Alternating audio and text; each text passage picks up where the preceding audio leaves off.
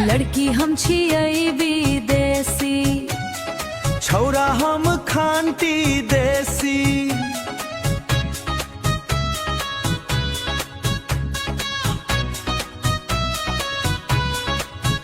हाँ लड़की हम छियै विदेशी, छौरा हम खानती देसी।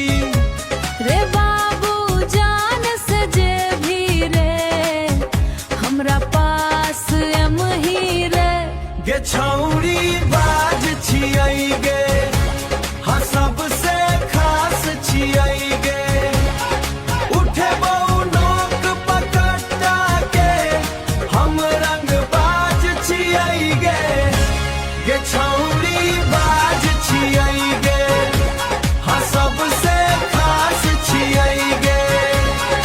बाप हमर छियै विधायक रे, मंत्री साथ में राखै छी।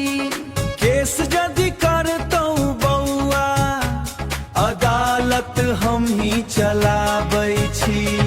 मंत्री साथ में राखै छी, केस यदि करतौ बौआ। अदारी नुकसान उठे भी रे, जे हमसे आँख मिले भी रे। गे छौरी बाज छियै गे, हाँ सबसे